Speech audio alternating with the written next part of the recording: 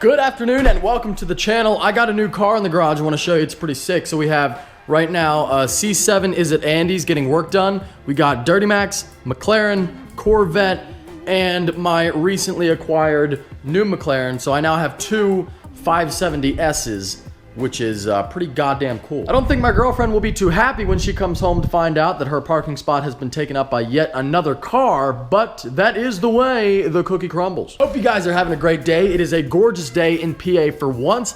And today we're not doing a merch plug. We're not going to Shane's or Andy's. We are going to talk about getting pulled over, which I think is especially appropriate given last night's video, which if you haven't seen that, check it out. Troy and I got into a little bit of trouble in non-Mexico with the McLarens. Troy, current situation. Not good. We're doing good, buddy. Yeah, we're doing really good. Give me a thumbnail. Give me a thumbnail. Is that your thumbnail? And the topic came up a few times. People were saying, Mike, how the hell do you still have a driver's license after getting pulled over, you know, literally 30 or 40 times? I mean, I've been pulled over at least 20 times just on video, and that leaves out a couple of times that I haven't really filmed because it just wasn't that big of a deal. So I wanted to take this opportunity to talk about that and give you guys some tips on how to keep yourself out of trouble. Not that I'm the best person to talk to when it comes to keeping yourself out of trouble in the first place, but how to keep yourself from not having a valid license, which I have. Despite all the times I've been pulled over, I still have a valid driver's license. I can drive totally legally, just like anyone else. And I also want to say that all the times I have been pulled over, it's never been for doing something actually like dangerous. You know, I've never been really street racing. I've been accused of that, and having some fun on the highways, but I've never actually done something crazy. I never pushed my car at any type of speed when people are around. I've never put anyone in danger. I've never driven drunk, you know, things like that. So these are all stupid little things, having a little bit of fun when it is safe. Because despite the videos and despite the fun I do like to have, I really do take safety on the road seriously. And I've never been involved in an accident, which I feel like is important to mention as well. Just to show you that I am not exaggerating, these are all the tickets that I've gotten in the last 2 years, including the 3 from last night. So this is 3 here, all 3 for speeding. You can tell the difference between the state police tickets and the local police tickets, or like municipalities. The small tickets from, not small tickets, they're all the same, but the tickets from municipalities are in yellow, state police are in white. So we have 4 more, as you can see, right here from the state police. 1, 2, 3, 4, 5, 6, 7, 8, 9, 10, 11, 12 down in there, 13, 14, 15, 16, 17, 18 from local police. Just to show one more time that there's no type of trickery going on here, each one of these is for a separate offense. No copies or anything like that. You can ask any cop. Each yellow slip is for something different. And the 4 state police tickets over here, as you can see. Thus, bringing my ticket grand total in the last 2 years to 25. Kids, if you're watching, don't grow up to be like me. Here comes the fun part. Had I pleaded guilty to everything that I did, now, it doesn't really work this way because had I pleaded guilty and gotten my license taken away, I wouldn't have been able to drive to commit the other offenses.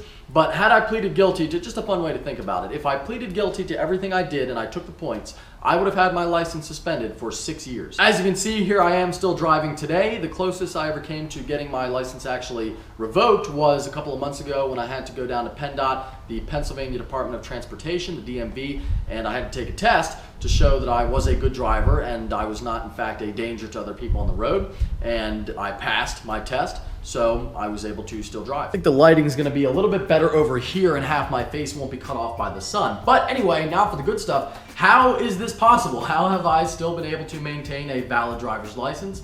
And it's a couple of different factors. Number one, some of those tickets were not moving violations. So in PA, you have what's called a moving violation and a non-moving violation. It's pretty much exactly how it sounds. Moving is if you run a stop sign, run a red light, failure to yield, speeding, any of that stuff. A non-moving violation can be something like window tint or your tires on your truck sticking out. I've been pulled over at least 4 separate times for the tires on my truck. In Pennsylvania, some things in PA you can get away with, and other things it's like a Nazi state. Now, it's nothing like Virginia, which is horrible, and I would never live there. I would not recommend living there if you are a car guy. They literally will take you to jail if you're doing over 90 miles an hour. Every mile per hour over 90 you are doing, that's a day in jail. So Virginia, don't go there. PA is pretty lax in that respect, but they're really tough on things like tires and like window tint, for example. So I've been pulled over 4 times because the tires on my truck stick out a couple of inches past the body line. I'm supposed to have fender flares. Obviously, that's fucking ugly and I'm not gonna do it. So tickets like that, you get them and the cop says, well, you got 10 days to fix it, and if you don't fix it, I'm giving you a ticket in the mail. Like I just said, I don't fix them, and I get my ticket, I pay it, and I go about my day. No points, nothing like that. Same with window tint, which I've been pulled over for a couple times. I pay my ticket and everything's okay. Those types of tickets, I would say, account for about 50% of my total tickets I've gotten. So 50% non-moving violations, 50% moving violations. Moving into the tougher ones, the moving violations for speeding, pretty sure everyone I've gotten is for speeding and things related to that, like street racing and reckless driving. So how do you get past those? And they are definitely a little bit tougher. Basically 2 things: pleading not guilty and getting a great lawyer. Now, when you get accused, in PA at least, of street racing or reckless driving, for example, not only is that a really hefty fine and 3 points on your license, which in PA, if you get a total of 6 points on your license, you lose your license for, I believe it's 15 days for the first time, then 30 days for the second time you reach 6 points, and I think it's something like 3 months the third time. The way it works is, you know, if you get 3 points for reckless driving and then 2 points for speeding and 2 points for running a stop sign, there you go. That's 7 points, so you lose your license for 15 days. After that 15 days, 2 points comes off, and then if you run a stop sign again, you're back over 6 points, and you gotta lose your license again. To some of you, I'm sure it's like, what the fuck is he talking about, this point system? But it's really not that complicated. Back to the point, charges like street racing, a DUI, reckless driving, not only do they carry the points, so you get your 3 points, and then if you commit something else, you might get your license taken away. But each one of those charges carries a mandatory, nothing you can do about it, 3-month loss of your license regardless. So it really sucks to get hit with one of the big ones. Now, here's where the legal part comes in. Here's where you need a lawyer. So if you have a non-moving violation like a tint ticket or a ticket for tires, or a moving violation that carries no points like a 3111A, a failure to obey a posted speed sign, which I've gotten a few times, that is, the officer is saying you are speeding, but he doesn't specify what speed. So you pay your ticket, it's no points, it's $100, you move on with your life, like with the tint tickets or anything else. So for those tickets, I choose to pay them. But even if you know you're not getting points or something like that, maybe you're not in the financial situation to pay those tickets. Maybe you don't want to. So for those, I would recommend, if you can afford it, pay it. If not, don't hire a lawyer, because you're gonna spend a lot more money trying to fight that $100 ticket than the ticket is worth, obviously. You know, each ticket that I get reduced, each big ticket I get, that's about $500 I'm spending on legal fees, just to give you an example. So for those tickets, I would walk into the courtroom on your court date, I would dress up and say to the judge, hey, you know, I'm a stand-up guy, I have a job, I can't afford this ticket right now, you know, it was a mistake, I wasn't paying attention, it was good conditions, whatever you can say to make yourself look good, I would say that. And a lot of times, they will be nice and throw it out. So don't be afraid to take that route. But for the big ones, you definitely want to hire a lawyer. Now, why is that? Why not just walk in there yourself? There's a couple of reasons why. And mainly, the justice system, especially for the little local cases like this, it's not really fair. In fact, it's not fair at all. It's totally stacked against you as a random citizen. The cop knows the judge is always going to take the side of the cop, even if the cop is totally lying. His word is admissible in court, yours is not. A lot of times they go way back, you know, small town shit, they know each other, they go way back, they know the families. It's all that kind of stuff that you, as just a random guy, you get railroaded. Duramax Jack is here. Speaking of legal trouble, he and I have gotten in our fair share as well. So that's why you gotta hire a lawyer. You have to have somebody in your corner fighting for you, who knows the legal terms, and my audio is ruined. You gotta have somebody in your corner fighting for you. A lot of times, if you hire a lawyer from the small town where you got your ticket, or not even a small town, any town. What's up, Jack? Tickets. I'm talking about my experience and your experience as well. Oh, thanks for bringing me into this now. Oh, yeah. Jack is not a stand-up citizen. You gotta have a lawyer. Oh, 100%. Oh, 100%. There you go. You gotta have a lawyer. So a lot of times, if you hire a lawyer from the town where you got your ticket, they will also know the judge or know the cop, and they're pretty much, again, everybody kind of knows everyone else. So they can make a deal without you even having to go into the courtroom. So you can, you know, have your ticket for reckless driving or street racing. They go in there, your lawyer goes in there, they make a deal. He comes out and says, look, they dropped it down to a careless. It's still 3 points, but you don't lose your license, you're good to go. In a lot of cases, they can get it down even less than that or thrown out. You know, a lawyer can say to the judge, well, how does the officer know that my client was speeding? Does he know his radar gun was picking up the right car? When was the last time his radar gun was calibrated? Maybe my client was avoiding something in the road and that's why he changed lanes quickly and your officer cited him for improper lane change or reckless driving without knowing the situation. So it just really helps to have somebody fighting for you, and especially somebody who is well versed in the law. What do you think, Jack? Would you agree?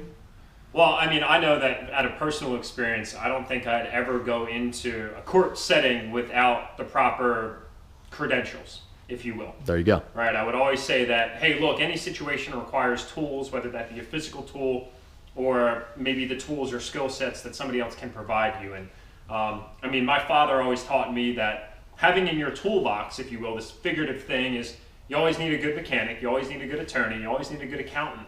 So if you can get those three things, then at least you have the proper fallback in a time of need. We're back, went out to get a late lunch, early dinner, real late lunch, and now it is nighttime, unfortunately. But basically the gist of the video is that the secret to keeping your license, no matter what you do, as long as it's within reason, is to get a lawyer and always plead not guilty. Even if you are guilty, even if you were racing or speeding, whatever you're doing, don't just take the ticket, don't take the points, don't just say, well, I'm guilty, I'll take what's coming to me.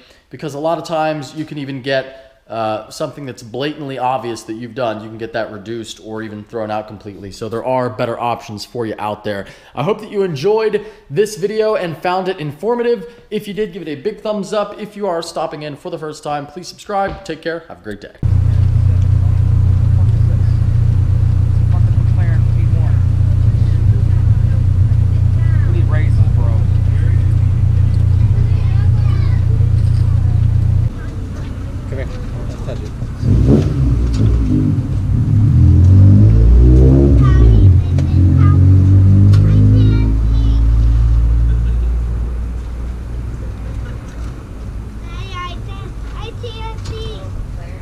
And I was like, why is this here?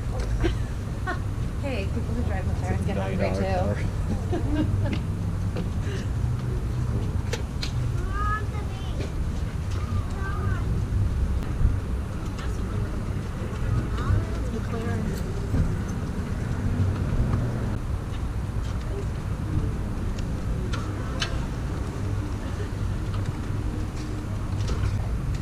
It's a sexy ass car. It's in. It's not manual. No, he always do that. He has the 3-1 and 8 See that the front back? What?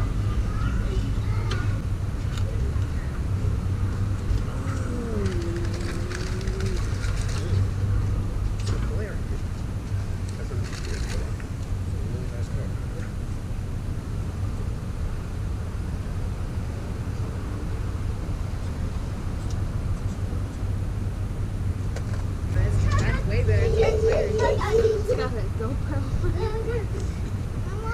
Should we buy one of these? Car like that? Spin it. Oh my God. Yes. Dad, come here. Look at this car. Yeah? It's weird. pretty cool. Funny. What, this is what you're thinking? No, it's not. This is McLaren. McLaren?